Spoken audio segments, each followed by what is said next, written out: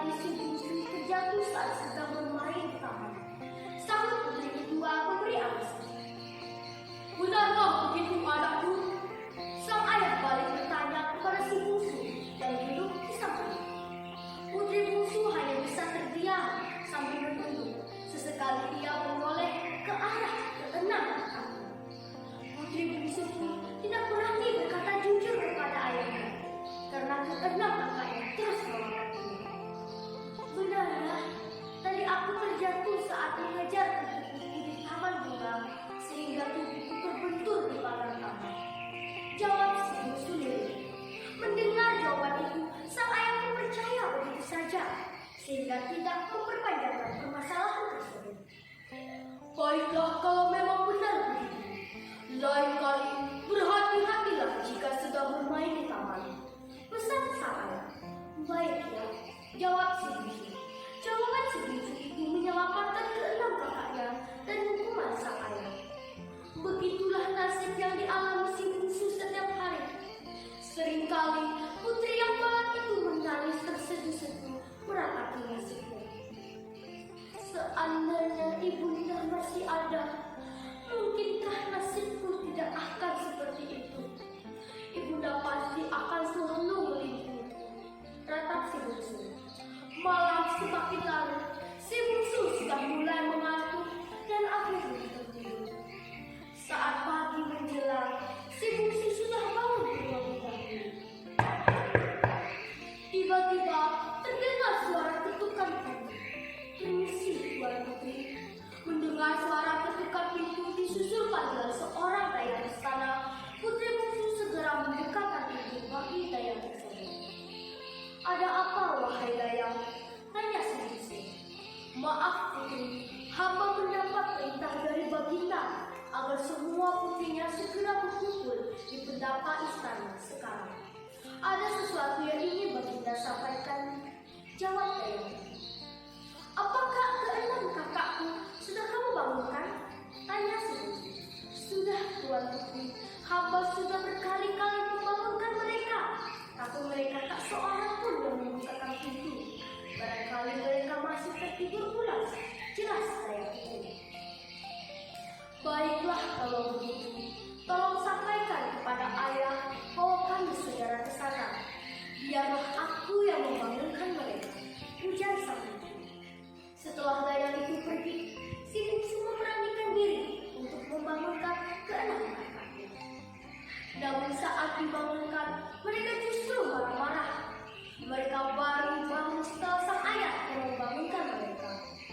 "Ada apa dengan ayah memanggil kami?" tanya putri yang paling sulit setelah mereka semua berkumpul di pendapa istana. "Dengarlah wahai putri-putriku, ayah akan berkunjung ke kerajaan tetangga selama 1 bulan. Selama ayah berada di sana, kekuasaan kerajaan ini ayah limpahkan kepada si bungsu," jelas sang ayah. "Untuk itu, semua perintah dan keputusan berada di tangan si bungsu. Kalian pun harus taat dan patuh terhadap perintahnya." Alangkah terkejutnya keenam putri raja mendengar pernyataan tersebut. Keesokan harinya, sang ayah pun meninggalkan istana. Sepeninggal sang ayah, si bungsu berharap bahwa dengan kekuasaan yang diamanatkan kepadanya dapat mengatasi perilaku kakak-kakaknya. Namun, yang terjadi justru sebaliknya. Kakak-kakak yang licik itulah yang mengambil alih kekuasaan istana. Suatu hari, keenam putri raja itu berniat mencelakai si bungsu dengan mengajak mencari ikan di gua batu.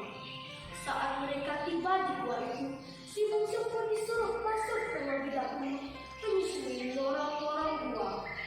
Ketika ia telah jauh masuk ke dalam, justru kakak-kakaknya pergi meninggalkannya.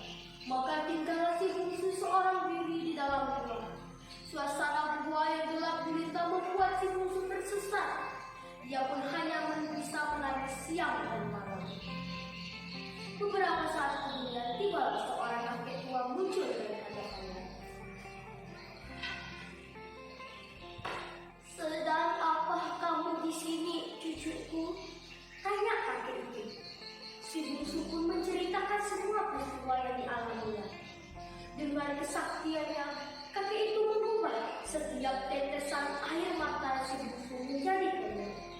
Kemudian kedua tangan si bungsu perlahan-lahan ditumbuhi beri dan kemudian berubah menjadi sayap. Apa yang terjadi pada tanganku, kek? Tanya si bungsu dengan heran. Tenanglah cucuku, kakek akan menolongmu dari kesengsaraan ini. Kamu akan diubah menjadi seekor burung.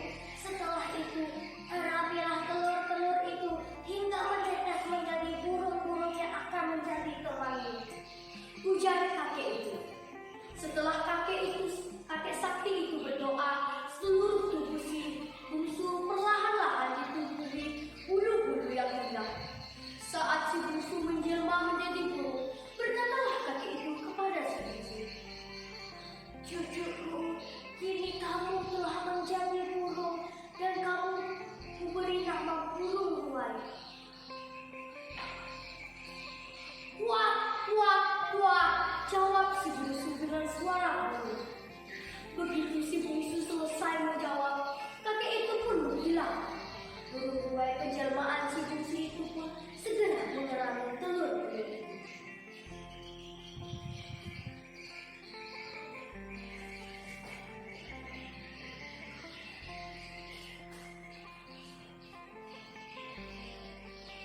Setelah dierami, telur-telur itu akhirnya menetas. Setelah dewasa, burung-burung ruai meninggalkan gua dan bertengger di atas pohon di depan istana ayahnya. Di atas pohon itulah si bungsu menyaksikan keenam kakaknya dihukum oleh ayahnya karena telah mencelakai dirinya. Sekian dan terima